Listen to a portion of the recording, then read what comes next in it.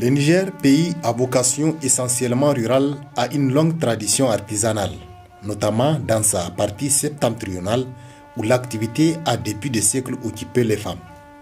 Véritable carrefour de culture, Agadez, de par sa position, présente une spécificité en matière artisanale. Et comme vous savez, Agadez est une zone de prédilection de l'artisanat.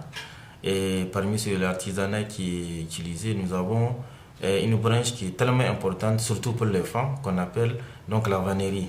Donc ces femmes sont généralement organisées, soit en groupement, soit en coopérative ou bien en union.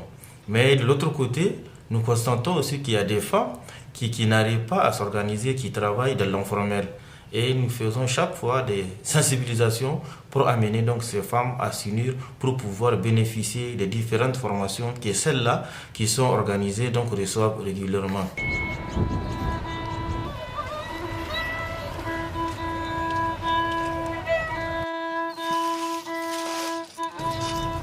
Mun taba fita almeki ba da ko da wasa ba sai dai shekarar da aka yi wannan rebellion kin na 'yan tawaye suka zo suka kashe mai gari da muka gani dai abin mutane suna wasewa mu ma muka taho da kafa to saka ga na kaba dai ga ta nan dai da farin gaskiya da take kuɗi muna samun riba cikin in muka sayo kaba kamar ta jika 3.5 mutan mana tabarma 5 jika 10 za a kawo maka jika 2 ne muke saida su ga lokacin da yake ina yin ta tana da riba ana samu amfani cikin ta gaskiya na gode ma Allah na sayi tumaki na 2 kuma yara na an zasu taya lakwal kudin ganin recreation ba su musu wahala in an tambaye su da wani kudi can lakwal cikin su ne nake badawa to bana wallahi har suka fara lakwal ni ban ba su ko dala ba bata da wani abu kanana ni ina son in nemi inda za a koya mini ta inda na san inda za a tafi a koya mini ta ni he in a koya mini kanana ban san ta ba. Ainsi, la vannerie est l'une des activités la plus florissantes, notamment chez les femmes qui la pratiquent depuis la nuit des temps. Aujourd'hui, cette activité occupe une partie de ces femmes rurales qui, grâce à cette filière, se sont installées dans le centre urbain pour en faire un métier générateur de revenus.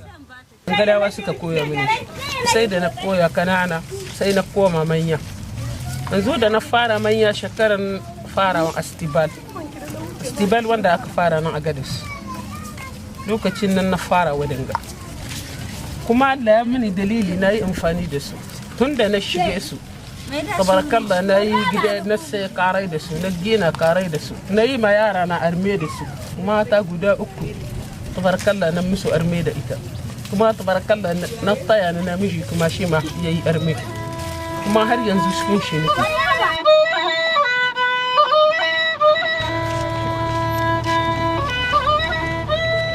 to kamar bugaje wa'anda suke nan gari zaune su ne suna iya wancan gado nasu ba su mance su ba ko an kasu nan gari suna zuwa suna saye suna zuwa suna sakawa in suka saka su kawo tabarmin nan wurinmu ko su kai inda kasuwa take haka ana saye kaɗan dai bakin gwalgwado kowa na dan kore maka ne wani abun yaƙi da talaucin ka ashe a zamana haka nan. Face à la demande et à la multiplication des grands rendez-vous artisanaux à l'échelle régionale et internationale, les femmes se sont organisées en coopératives, unions et fédérations. Et la vannerie, on a trouvé ça avec nos parents, nos grands-parents. Et maintenant, avec les formations, on a amélioré le travail. Pourquoi je vous dis ça? Auparavant, on travaillait chez nous, nous seuls. Mais maintenant, avec les fédérations, avec les associations et les unions, les partenaires, donc on a des structures et on reçoit des formations. C'est avec ces formations que nos produits sont améliorés. Donc voilà maintenant les formations qui sont venues à base de les produits qu'on a fait après les formations. Avant, sans formation, voilà ce qu'on est en train de faire. Vous voyez? Mais avec la formation maintenant, on sait comment faire des couleurs. Couleurs jaunes, rouges, vertes, etc., etc. Et même les produits, vous voyez ici, ce sont des paniers. On fait des ceintures en vannerie, plus la maroquinerie. Donc, on sensibilise les femmes à être autonomes. Donc, dépendre d'elles-mêmes. Il ne faut pas que les femmes soient assises à la maison, attendre toujours que c'est les maris qui vont faire tout. Maintenant, les charges sont lourdes au mari. Donc, si la femme a ses activités auxquelles elle trouve des revenus, donc elle peut aider son mari. La région d'Agadez, on les a organisés, on les a eu des financements pour qu'ils soient formés en vannerie. Ils ont assisté au SAFEM, à une exposition. Ils ont assisté au concours. Et ce concours-là, de la vannerie de la région d'Agadez, a emporté le premier prix de l'IMOA à un montant de 1 million. Et dans l'immédiat, ça a beaucoup plu aux partenaires. Ils ont commandé plus de 250 paniers en vannerie auprès de ces femmes-là. Si la vannerie reste l'une des rares activités réservées exclusivement aux femmes dans l'Aïr, par contre, le maraîchage est pratiqué aussi bien par les hommes que par les femmes. Yanzu groupe uku ne. Yanzu groupe wannan kuku ta wajen dawa ku nome ta. Groupe guda ita wajen zogala ya nome shi. Mu groupe namu za mu taya mu da sufati ya mu shibka alkama saboda lokacin alkama kai kure mana. S'impose aussi dans ce secteur où ce sont plutôt les hommes qui ont excellé, mais aujourd'hui, elles sont aussi nombreuses les femmes qui s'adonnent au maraîchage dans la région d'Agadez. Yanzu shibka alkama ce muke yi. Alkama ce muke shibka yanzu lokacin sanyi ne. Alkama ce muke ga shibkawa. Kin garaki yanzu. Rogon ga kana ganin shi ko shekara gace ne muka bunne shi. Mu gane mu shi mai za a haifo mu wasu ta abin ga zo galaga ita ma ba mu so tana tare da tawa. Sai duka wasu sai su zo su sabtatar da ita su fidda tawa. Kar ta hana mata girma. Kar ta shiga abin ga tawa cikin zogala. Haka muke da ita.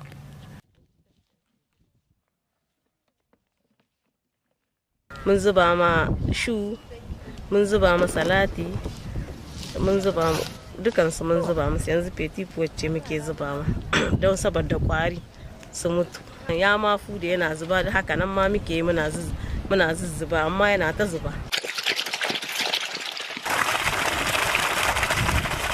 Nous sommes au nombre de 33 femmes.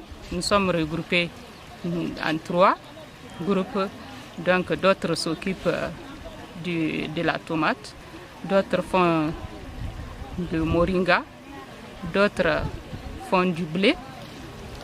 Et puis, vous voyez, nous avons au moins 4 puits dans le jardin.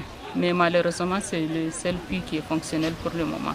On passe par la piscine et le réseau californien. Donc c'est à travers ça que nous faisons l'irrigation.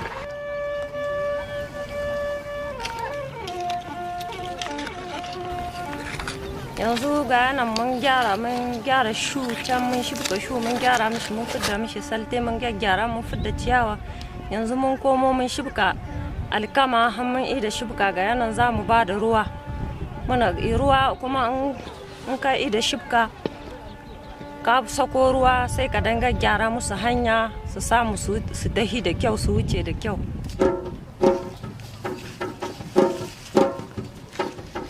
Ni sunana Adama Jibrilla.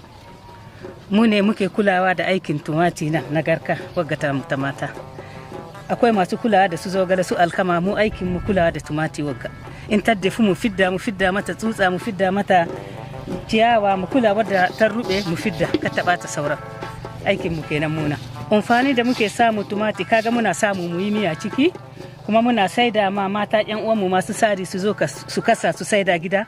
Akwai kumar son na kasuwar dilegin masu zuwa su ma muna da kumar son mai zuwa yana sarata yana taya yana saida can. Umfani muna samu kuɗi muna samu ta miya ciki. Alhamdulillah. Plusieurs spéculations sont cultivées sur des sites où ces femmes sont organisées en des structures facilitant du coup l'écoulement des productions. Muna so wannan tumati ne a nan garake na nan tudu wani lokaci kuma suna kawo mu nan kasuwa muna sai.